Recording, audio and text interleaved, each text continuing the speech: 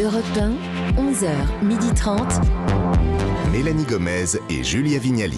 C'est donc le moment d'accueillir notre invité suivant sur ce dossier consacré au sommeil des plus jeunes. Bonjour docteur Arnaud Fersdorf. Bonjour Mélanie. Alors, bonjour Julia. Vous êtes pédiatre réanimateur et auteur de ce livre qui s'appelle Votre enfant de 0 à 16 ans aux éditions Hatier Parents.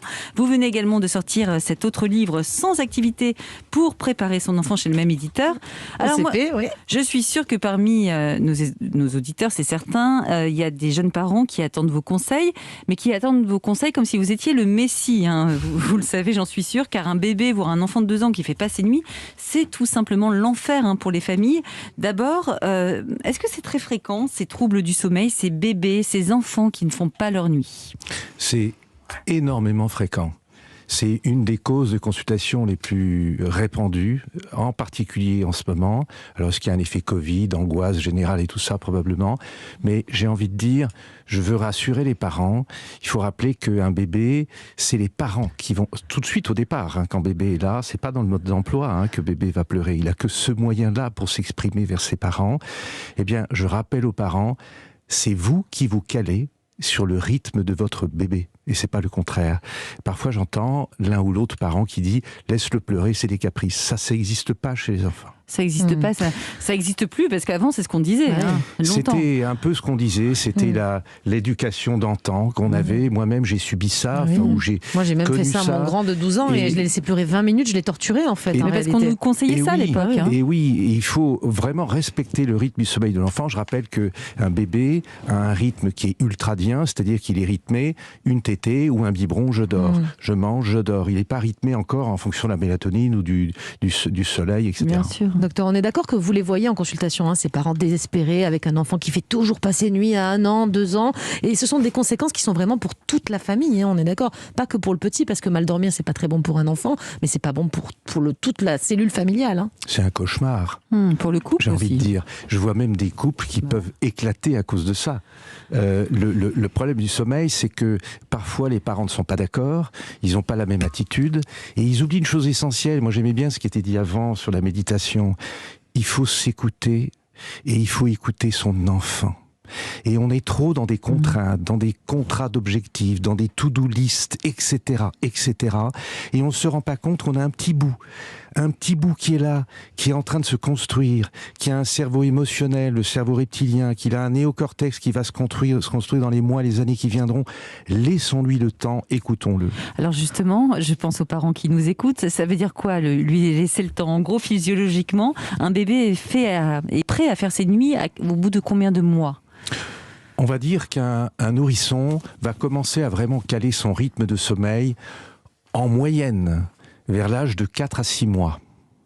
Pas les miens. Ça laisse un peu du temps pour avoir des nuits difficiles en tant que parent. On se relaye, on peut avoir des tours de garde. Tout dépend aussi si on fait du cododo ou pas. Le cododo, c'est très bien. S'il y a de l'allaitement ou pas aussi. S'il y a de l'allaitement ou pas. Vous êtes favorable au cododo ?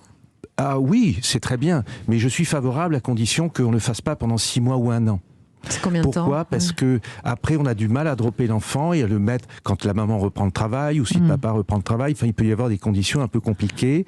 Et il faut rappeler que bébé qui dort dans la chambre des parents, si la maman allaite, ça sent le lait. Et oui. Partout. C'est comme nous, si on rentre dans une pizzeria et qu'on s'installe, ça sent bon la pizza, on a faim, on s'installe et on vous passe pas commande, vous allez avoir des crocs.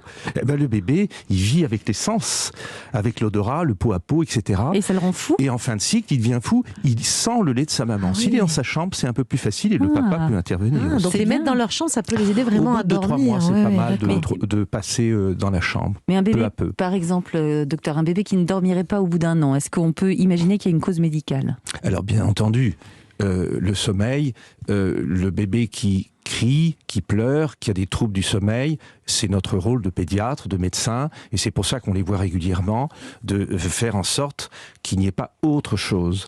Alors il y a des causes psychologiques nombreuses qui ont été abordées, une séparation, un déménagement, un problème économique, le Covid, le ceci, le cela, enfin des sources, il y en a plein. Mais bien entendu, il faut que nous, pédiatres, nous allions voir s'il n'y a pas une intolérance au lait, une allergie aux protéines de lait de vache, un reflux éventuellement. J'en profite pour rappeler que les reflux sont souvent surdiagnostiqués. Je vois des parents qui arrivent, qui ont fait un diagnostic Internet. Et ils sont déjà sûrs que leur enfant a un RGO, le fameux RGO, qui mine les familles internes. Évidemment, c'est plus commode, on ne le voit pas. Donc à nous de faire le bon diagnostic pour pas passer à côté de quelque chose. Alors docteur Fersdorf, on va se retrouver dans un court instant. On va continuer notre plongée dans les nuits difficiles de certains enfants et donc de leurs parents. Comment gérer notamment les terreurs nocturnes, par exemple les problèmes de pipi au lit. En appliquant les bons conseils que l'on va vous donner sur Europe 1, on peut s'en sortir et toute la famille peut retrouver les doux bras de Morphée. Donc restez avec nous. 11h30 sur Europe 1, bien fait pour vous. Mélanie Gomez et Julia Vignali. Vous êtes sur Europe 1 et c'est bien fait pour vous en direct jusqu'à 12h30. C'est votre émission Bien-être tous les matins. Et là, tout de suite, nous sommes en plein dans notre dossier santé du jour, dans lequel on décortique les soucis de sommeil de nos enfants. On en parle avec un spécialiste, le docteur Arnaud Fersdorf, pédiatre et animateur à Strasbourg. Vous êtes également l'auteur des livres Votre enfant de 0 à 16 ans et Sans activité pour préparer nos enfants chez Hatier Parents. Alors, parmi les soucis qui peuvent évidemment perturber les nuits de nos enfants, il y a les terreurs nocturnes. C'est quoi la différence entre les terreurs nocturnes et les cauchemars ? Alors la terreur nocturne, ça touche plutôt les petits-enfants à partir de 3-4 ans. C'est un enfant, ça touche la période du sommeil profond ou paradoxal, et c'est un enfant qui va être agité, qu'on va avoir du mal à calmer, qui part, il a les yeux effrayés, il n'aura pas de souvenir de ça, et puis tout d'un coup il va se rendormir aussitôt et on passe à autre chose. Le cauchemar, ça intervient plus tard, c'est en général après 5-6 ans ou 4 ans, 5-6 ans, ça intervient là aussi pendant la phase de sommeil paradoxal, et c'est quelque chose dont l'enfant aura des souvenirs. C'est pas du tout pareil, c'est une parasomnie et c'est plutôt lié à un événement qu'il y a eu dans la journée ou la veille ou peut-être une semaine avant, un déménagement, des cris, des pleurs, un accident, une sirène de pompier, tout ce qu'on veut, et tout d'un coup il va y avoir un cauchemar. Et l'enfant, quand il se réveillera, parce qu'il se réveille lors du cauchemar, pourra avoir des souvenirs et pourra éventuellement en parler. Ce sont deux choses différentes. Et pas pourquoi tout à fait le même âge. les enfants font des terreurs nocturnes alors si ça n'est pas lié à un événement qu'ils ont vécu Alors la terreur nocturne, on pourrait faire une émission là-dessus, c'est un sujet passionnant. À pas confondre avec les réveils nocturnes, c'est autre chose. La terreur nocturne, ça intervient toutes les 2 ou 3 heures, tous les 2 ou 3 cycles de sommeil. 30% pratiquement des enfants font des terreurs nocturnes. En fait, on peut dire, pour faire simple, que le cerveau de l'enfant se construit. Il a énormément de choses qu'il est en train d'assimiler, d'intégrer à partir de l'âge déjà quand il est beaucoup plus petit, la marche, la propreté, le langage, la connexion avec les autres, la socialisation, plein de choses. Il tombe, il apprend à pleurer moins, etc. Et toutes ces choses-là, il les accumule dans la journée, dans son cerveau émotionnel en quelque sorte. Et la nuit, il n'a plus son néocortex pour gérer tout ça. Ça va un peu descendre de son grenier à émotions. Et en fin de cycle de sommeil, toutes les 60 minutes, toutes les 80 minutes, ça déborde, eh bien, ça va déborder en quelque sorte et il va être réveillé par ça avec des cris. L'image est très claire. Comment on réagit en tant que parent si ça arrive ? Parce que c'est difficile de les calmer. Ils sont pas là, on a l'impression, quand ils vivent une terreur nocturne. Non ? Alors là aussi, on pourrait faire une demi-émission là-dessus. Ça, c'est clair. J'ai plein de pistes, mais il y a des bouquins. J'en parle d'ailleurs dans l'un ou l'autre de mes livres. Le sujet, c'est que il faut être vigilant. Laisser la porte ouverte, mettre une veilleuse dans le couloir, tout de suite aller voir l'enfant, ne pas le laisser pleurer en se disant c'est un caprice, ça va passer, parce que plus il va pleurer, plus il va perdre confiance. Par contre, il ne faut pas le réveiller. Il faut être tout de suite à côté de lui, il va sentir votre odeur, il va sentir votre présence. Éventuellement, si ça ne suffit pas, on met la main sur son ventre. Si ça ne suffit pas, on le caresse. Mais en tout dernier, on va le prendre dans ses bras. Mais le problème, c'est qu'à ce moment-là, on va le réveiller. Il aura peut-être un peu de mal à passer dans le cycle de sommeil suivant. Mais ce qu'il faut éviter à tout prix, c'est lui donner à manger la nuit. Sinon, après, on tombe dans un autre cercle vicieux. Alors justement, en parlant de cercle vicieux, est-ce qu'on pourrait revenir quelques secondes sur les erreurs du coucher que vous retrouvez le plus souvent chez les parents épuisés ? C'est quoi les erreurs les plus communes ? Alors, vous l'avez dit vous-même, Julia, parents épuisés. quand on est épuisé, on est prêt à tout, mais souvent on est complètement à côté de la plaque, parce qu'on est épuisé justement, et en plus, on n'est souvent pas d'accord, les deux parents, parce qu'on n'a pas la même opinion, on n'a pas le même ressenti, etc. Et puis, il faut reconnaître qu'un enfant se calme parfois plus facilement avec maman qu'avec papa, ou le contraire. Donc tout ça, ça peut un peu... Voilà. Les choses à éviter, c'est de passer 1 heure à raconter des histoires qui vont trop stimuler l'enfant. Le rituel du coucher, il est rapide. Le rituel du coucher, on va passer du temps. On va mettre la pénombre dans la chambre quand on va l'emmener. On va pas lui dire c'est l'heure d'aller au lit. Si je vous dis à vous, adultes, souvenez-vous de cette parole qui est incrustée dans votre cerveau, dans notre cerveau, va au lit. Du genre va au lit. J'ai plus envie d'y aller. C'est un stress horrible. Mais je dis pour nous, quoi adultes. alors ? Je dis Quel quoi ? que soit notre âge. On dit, tu m'invites dans ta chambre ? Ah oui, c'est intelligent. Et un conseil que je donne aux parents, c'est de rendre la chambre de l'enfant conviviale dans la journée. J'ai pas le temps de développer ici. J'ai fait un podcast il y a pas longtemps là-dessus, une visio là-dessus. C'est de passer du temps dans sa chambre dans la journée sans s'occuper de lui.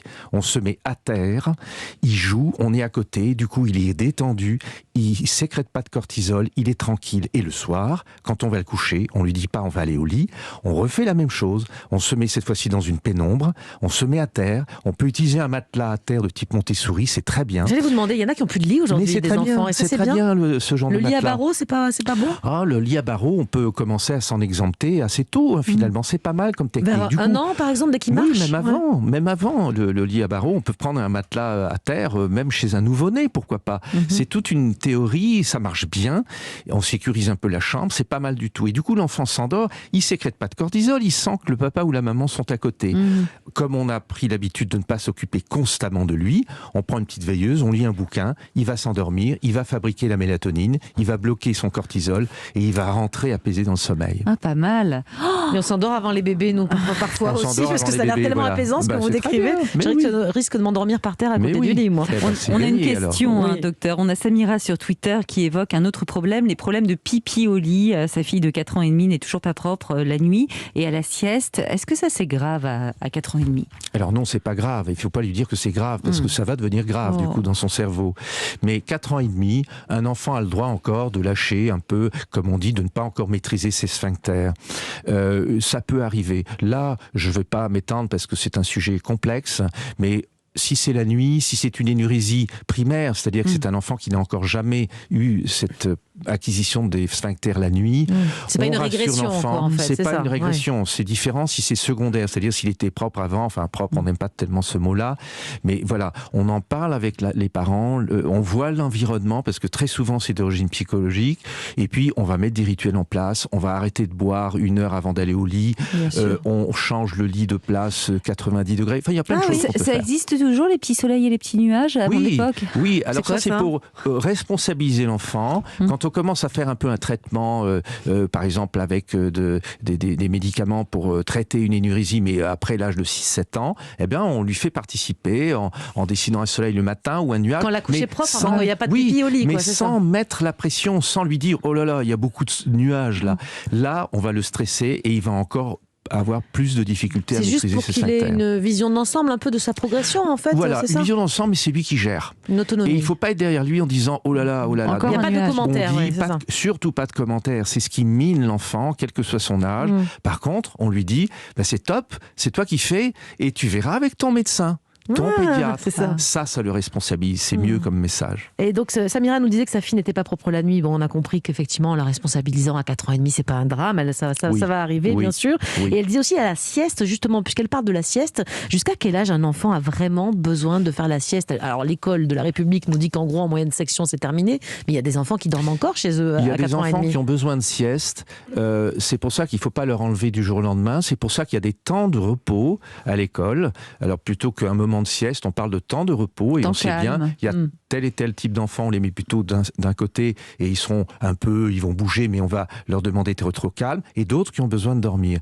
Et peu à peu, avec toutes les acquisitions qui se passent, le rythme de sommeil, l'accompagnement, la stimulation qu'il y a dans les acquisitions à l'école, ce temps de sieste va peu à peu disparaître vers 4 ans en moyenne. Et parfois, il peut y avoir un temps de sieste pendant le week-end, pourquoi pas. Pour récupérer un petit peu ce qui manque de la semaine, ça on leur enlève pas. C'est important pour leur cerveau de faire cette sieste encore. Alors oui, il y a des enfants, on n'est pas égaux par rapport au sommeil, on le sait.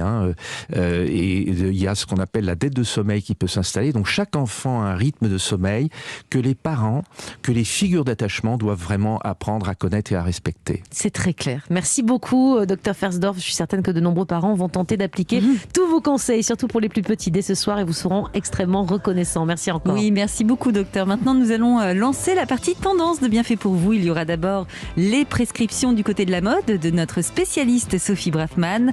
Quelles sont les grandes tendances vestimentaires qui se démarquent déjà pour 2022 ? Elle nous dira tout. Ensuite, on écoutera les conseils sportifs de la coach Anouk Garnier. Aujourd'hui, elle va nous aider à raviver la flamme, à retrouver toute notre énergie sportive un peu perdue pour certains depuis quelques mois. Et enfin, on va terminer avec Édouard Dutour qui a décidé, lui, ce midi, de nous parler du retour du couple et de ceux, justement, qui vont peut-être nous faire rêver cette année. Il y aura donc un peu d'amour dans l'air dans quelques minutes sur Europe 1.